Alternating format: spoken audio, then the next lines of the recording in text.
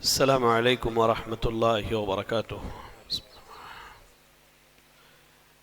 بسم اللہ الرحمن الرحیم وبہ نستعین، الصلاة والسلام علی رسولہ الکریم وعلی آلہ واصحابہ ومن تبعہم بإحسان الی یوم الدین، اما بعد۔ قابل قدر مصلیان اکرام اور پردہ نشین خواتین اسلام، رسول اکرم صلی اللہ علیہ وسلم کا ارشاد ہے، صلو کما رأیتمونی اصلی، کہ تم نماز ویسے ہی پڑھو جیسے تم نے مجھے پڑھتے ہوئے دیکھا ہے۔ نماز اللہ کی عبادتوں میں ایک عظیم عبادت ہے، اور عبادتوں کے بارے میں شریعت کا یہ اصول ہے، یہ قاعدہ ہے، یہ قانون ہے کہ عبادتیں توقیفی ہوتی ہیں، یعنی عبادت کا وقت، اس کا طریقہ، اس کی مقدار، یہ ساری چیزیں اللہ کی طرف سے مقرر ہوتی ہیں۔ تو اگر کوئی آدمی عبادات میں کوئی ایسی چیز اپنی جانب سے اضافہ کر لے جو اللہ اور اس کے رسول سے ثابت نہیں ہے، تو وہ پھر بدعت ہے، اور بدعت گمراہی ہے، اور وہ گمراہی انسان کو جہنم میں لے جانے کے لیے کافی ہے۔ نماز کے باب میں اللہ کے رسول صلی اللہ علیہ وسلم کی جو حدیث ہے کہ تم ایسے ہی نماز پڑھو جیسے مجھے پڑھتے دیکھا ہے، یہ مرد اور عورت دونوں کے لیے برابر ہے۔ ایسا کبھی بھی نہیں ہوا کہ آپ نے مردوں کو الگ طریقے سے نماز پڑھائی ہو اور آپ نے عورتوں کے لیے الگ طریقے سے نماز پڑھائی یا کوئی الگ سے حکم بیان کیا ہو۔ نماز کا طریقہ مرد اور عورت کا ایک ہے۔ بعض لوگ فقہی کہہ لیجئے کہ جو مسالک کے زیادہ دلدادہ ہیں یا جو اہل الرائے ہیں، جن کی یہاں کتاب و سنت کے دلیل کے بالمقابل ائمہ اور علماء کی رائے زیادہ چلتی ہے، تو ان لوگوں نے عورتوں اور مردوں کی نماز میں تفریق کی ہے، حالانکہ اس کی کوئی دلیل شریعت کے اندر موجود نہیں ہے۔ بہرحال کل کے درس میں آپ کے سامنے قبلہ اور صف بندی کے بارے میں کچھ باتیں آئی تھی۔ یہاں میں آپ کے سامنے آج کے درس کی ابتدا سے پہلے چند باتیں بتانا مناسب سمجھتا ہوں۔ پہلی چیز یہ کہ عبادت یعنی نماز کے لیے اللہ نے مسجد مقرر کی ہے۔ آپ کو مشہور واقعہ یاد ہوگا کہ ایک دیہاتی نے مسجد کے ایک کنارے میں پیشاب کر دیا، تو اللہ کے نبی صلی اللہ علیہ وسلم کے اصحاب اسے ڈانٹنے لگے، تو آپ نے سب کو اشارتاً کہا کہ خاموش ہو جاؤ، اسے اس کے حال پر چھوڑ دو۔ جب وہ فارغ ہوا تو آپ نے اسے بلایا، اور بلانے کے بعد اسے نصیحت کی، اور صحابہ کو کہا کہ اس کے پیشاب پر پانی بہا دو، یعنی وہ بہہ جائے، سوکھ جائے تو جگہ پاک ہو جائے گی۔ بہرحال آپ نے اسے نصیحت کرتے ہوئے جو باتیں کہی، میں آپ کو اور خصوصی طور پہ اپنے نوجوانوں کو بتانا چاہتا ہوں۔ آپ نے کیا کہا؟ کہا کہ یہ مسجد اللہ کا گھر ہے، یہ اس لیے نہیں ہے کہ یہاں پیشاب کیا جائے، یہ اس لیے ہے کہ یہاں اللہ کا ذکر ہو، قرآن کی تلاوت ہو اور نماز قائم کیا جائے۔ تو میں یہاں موجود تمام لوگوں کو جو یہاں صحن میں ہیں یا جو مسجد میں ہیں یا جو یہاں وہاں پانی پینے کے لیے کھڑے ہیں، ان سب کو بتانا چاہتا ہوں کہ یہ مسجد اللہ کا گھر ہے، معذرت کے ساتھ گیم کھیلنے کی جگہ نہیں ہے، گیم کھیلنے کی جگہ نہیں ہے۔ یہ مسجد اللہ کا گھر ہے، ہنسی مذاق کی جگہ نہیں ہے۔ یہ مسجد اللہ کا گھر ہے، کھلواڑ کی جگہ نہیں ہے۔ ہو سکتا ہے میرے الفاظ آپ کو تکلیف دے، میں اس کے لیے معذرت چاہتا ہوں، لیکن یہ اللہ کا گھر ہے، کم از کم اس کا احترام کیجئے۔ میں خاص کر کے جو والدین حضرات ہیں ان کو کہتا ہوں، آپ بچوں کو دوپہر میں مسجد بھیجیے، اچھی چیز ہے، وہ اپنی زندگی کا قیمتی وقت مسجد میں گزارے، لیکن گیم کھیلنے کے لیے نہیں۔ میں بھی روزانہ، آپ یقین جانیں آج کا ماحول بتا رہا ہوں، اتنا شور شرابہ کہ جو لوگ نماز پڑھ رہے تھے، میں نے کئی لوگوں، وہیں بیٹھا تھا میں بھی، کئی لوگوں کو نماز میں نے یہ تک کہتے سنا، یعنی اتنا شور کہ وہ بیچارہ نماز میں پڑھ نہیں پا رہا ہے، اور اس کے ساتھ وہ گیم کی آوازیں اور یہ شور۔ اللہ کے بندوں، آپ اللہ سے ڈرے، آپ اللہ کے گھر میں ہیں، آپ اللہ کے سامنے اللہ کے گھر میں ہیں، آپ اس چیز کی اہمیت کو سمجھیے۔ یہ آپ کی زندگی کا قیمتی رمضان ہے، مر جائیے گا آج، آئندہ کبھی رمضان نہیں ملنے والا ہے۔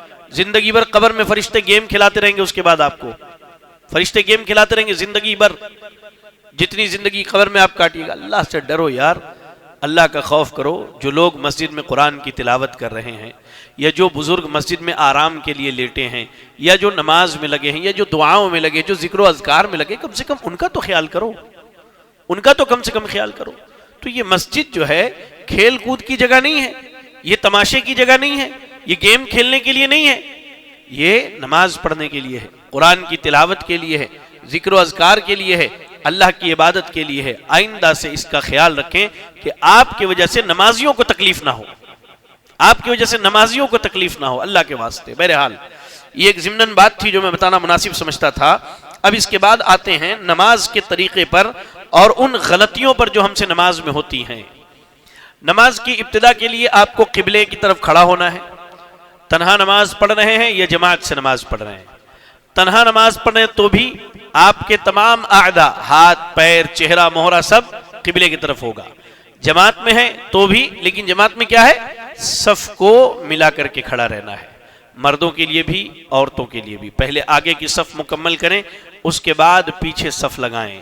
پہلے آگے کی صفوں کو مکمل کریں، اس کے بعد پیچھے کیا ہے؟ صف لگانا شروع کریں. بعض بھائیوں نے پوچھا کہ مان لیجئے کہ نماز باہر ہو رہی ہے اور ہم مسجد میں اگر نماز پڑھیں تو صف کہاں سے لگائیں؟ تو آپ کو اختیار ہے، لیکن زیادہ بہتر یہ کہ درمیان سے جیسے صف لگائی جاتی ہے مسجد میں ویسے ہی صف لگانی شروع کرے. پہلے صف میں درمیان سے کھڑے ہوں، پھر دوسرے صف میں، پھر تیسرے، پھر چوتھے، پھر پانچویں صف میں. اچھا، دوسری چیز، صف کے دونوں کنارے مسجد میں دیکھیے آنے جانے کی جگہ رکھی گئی ہے. یہ مصلیوں کی سہولت کے لیے، تو اس کا خیال کریں. اس جگہ پر کوئی نماز نہ پڑھے، اس جگہ پر کیا کرے؟ نماز نہ پڑھے، نہ کرسی لگا کے اور نہ ہی بغیر کرسی کے، اس لیے کہ وہ مصلیوں کی سہولت کے لیے رکھی گئی ہے. تو اس کا خیال کریں، یہ خیال کرنا ہماری ذمہ داری ہے. اب جب آپ نماز کے لیے کھڑے ہوتے ہیں تو قبلے کی طرف آپ اپنا چہرہ کرتے ہیں، اور اللہ کے نبی صلی اللہ علیہ وسلم جب نماز کے لیے کھڑے ہوتے تو آپ قبلے کی طرف اپنا چہرہ کرتے اور رفع الیدین کرتے اور فرماتے اللہ اکبر. آپ کیسے؟ ہاتھ اٹھاتے. ٹھیک ہے، ہاتھ اٹھاتے. اب ہاتھ اٹھانے کی کیفیت کیا ہے؟ ہمارے بعض بھائی اتنے بھی کافی کرتے ہیں، لگتا ہے گویا کہ احسان کر اللہ پہ، بس اٹھا لیا نا کافی ہے. یہ سنت کے خلاف ہے. لیکن نماز پڑھنے تو سنت کے مطابق پڑھیے نا، عبادت ہے، اس کا طریقہ نبی سے سیکھیے.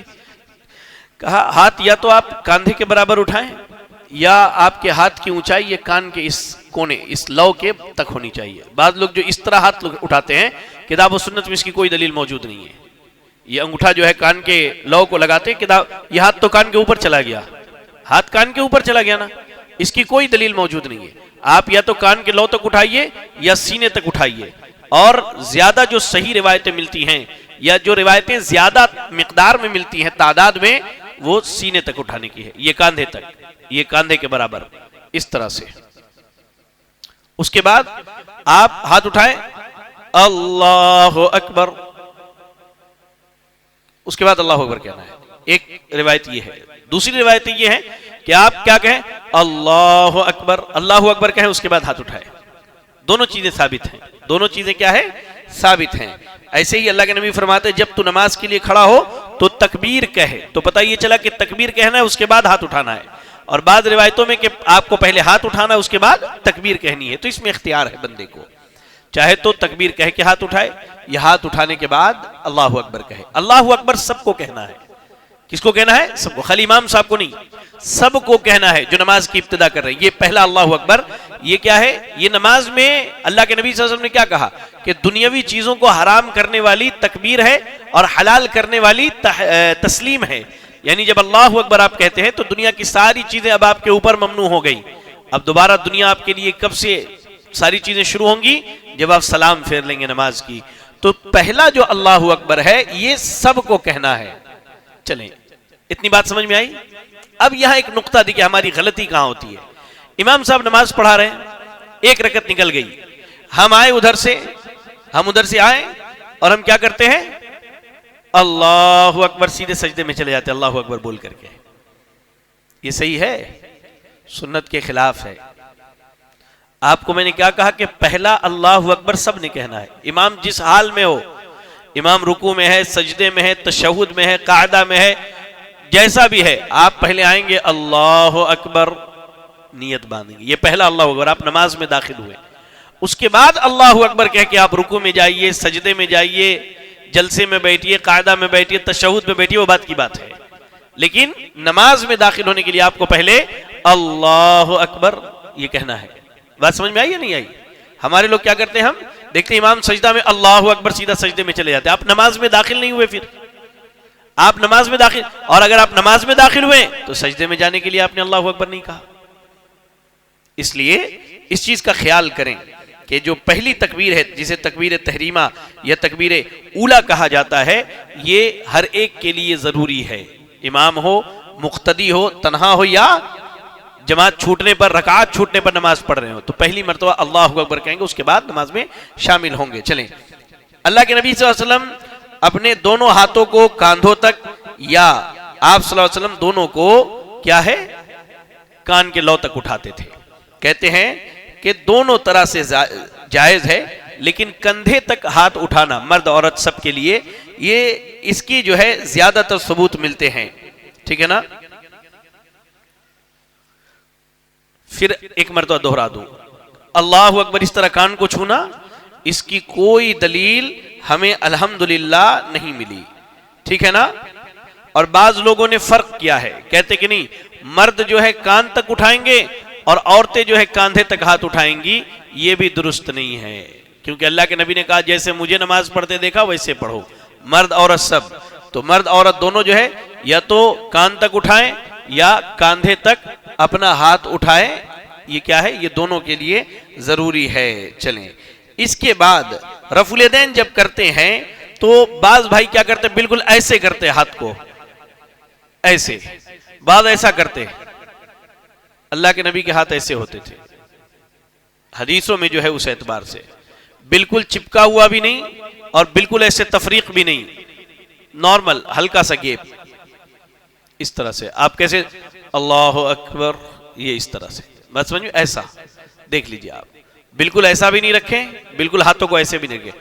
اور جتنے رفع الیدین، جتنی مرتبہ رفع الیدین کریں گے، ہر مرتبہ ہاتھ ایسی ہونی چاہیے، ہلکے سے ہلکا سا گیپ ہو آپ کو انگلیوں کے درمیان میں. اس کے بعد کہتے ہیں پھر اللہ کے نبی صلی اللہ علیہ وسلم جو ہے اپنے دائیں ہاتھ کو بائیں ہاتھ کے اوپر سینے پر رکھتے تھے. پہلی دلیل یہ، سینے پر رکھتے تھے. اچھا، دوسری دلیل سنیے. اللہ کے نبی صلی اللہ علیہ وسلم نے لوگوں کو یہ حکم دیا کہ اپنا دایاں ہاتھ اپنے بائیں ہاتھ کے ذراع پر رکھیں. ذراع عربی میں کسے کہتے ہیں؟ کہونی کے سرے سے درمیانی انگلی کے سرے تک، یعنی یہاں سے لے کر یہاں تک، یہ جو ہے ذراع ہے، یہاں سے لے کر کے، کہونی سے لے کر کے یہ یہاں. تو اللہ کے نبی کیا کہتے تھے؟ یہاں تک ایسے، یہ ایسا ایک طریقہ یہ ہے ایسا پکڑنے کا. اچھا، دوسری حدیث یہ ہے کہ سیدنا وائل ابن حجر کہتے ہیں کہ میں نے اللہ کے نبی کو دیکھا کہ آپ نے اپنا دایاں ہاتھ اپنے بائیں ہاتھ کی کلائی اور ساعد پر رکھا ہے. کلائی اور ساعد، ساعد کسے کہتے ہیں؟ کہونی سے ہتھیلی تک کا حصہ، یعنی ایسا ایسا. ٹھیک ہے؟ اب آپ ایسا پکڑیں یا ایسا پکڑیں، یہ خود بخود ناف کے اوپر چلا آتا ہے. آپ پکڑ کے دیکھیں، ایسا ناف کے نیچے کیسے لے کے جائیں گے؟ یا یہاں یہ ساعد پر رکھیں گے اگر ذراع، یہ ذراع جو ہے اس کو، تو پھر یہ ناف کے نیچے کیسے آپ لے کر کے جائیں گے؟ یہ اس طرح سے. ٹھیک ہے؟ یا تو آپ ایسے پکڑیں یا ایسے پکڑیں. بعض روایتوں میں ان دونوں کو ایسا رکھنے کا، بعض روایت میں یہ ایسا پکڑنے کا بھی ہے. ٹھیک ہے؟ لیکن کیا ہے، سب سے زیادہ صحیح ہے کہ آپ ایسے پکڑیں یا ایسے پکڑیں ہاتھوں کو، دیکھ لیں، اور بالکل مضبوطی سے، بالکل مضبوطی سے. ٹھیک ہے؟ مرد عورت دونوں سینے پر ہاتھ باندھیں گے. بعض لوگ جو تفریق کرتے ہیں کہ مرد ناف کے نیچے اور عورت جو ہے سینے پہ ہاتھ باندھے گی، اس کی کوئی دلیل نہیں. ناف کے نیچے باندھنے کی ایک روایت ملتی ہے، وہ بھی اللہ کے نبی کا عمل نہیں ہے، وہ سیدنا علی رضی اللہ تعالیٰ عنہ کا عمل ہے، اور وہ بھی سند کے اعتبار سے ضعیف ہے، علماء نے اس کو قبول نہیں کیا ہے. تو اس کے بالمقابل جب صحیح حدیثیں مل رہی ہیں کہ اللہ کے نبی نے سینے پر ہاتھ باندھا یا باندھنے کا حکم دیا، تو پھر ہم صحیح حدیث کے مقابلے میں ضعیف حدیثوں کو کیوں قبول کریں؟ تو اللہ کے نبی نماز کے لیے قبلے کی طرف کھڑے ہوتے، چہرہ قبلے کی طرف، جسم کے تمام اعضاء، آپ جو ہے یا تو ہاتھ اٹھا کے اللہ اکبر کہتے یا اللہ اکبر کہہ کے کاندھے تک ہاتھ اٹھاتے یا کان کے لو تک. پھر جو ہے اس طرح سے نیت باندھتے یا اس طرح سے نیت باندھا کرتے تھے. تو اس درمیان جو ہماری غلطیاں ہوتی ہیں ان کی اصلاح کر لیجئے. آئندہ انشاءاللہ مزید کل کے درس میں آپ کے سامنے باتیں رکھی جائیں گی. اللہ سے دعا ہے کہ اللہ رب العالمین ہمیں اور آپ کو کتاب و سنت کی تعلیمات پر عمل کرنے اور اپنی عبادات کی اصلاح کی توفیق عطا فرمائے. آمین. جزاکم اللہ خیرا. السلام علیکم ورحمۃ اللہ وبرکاتہ.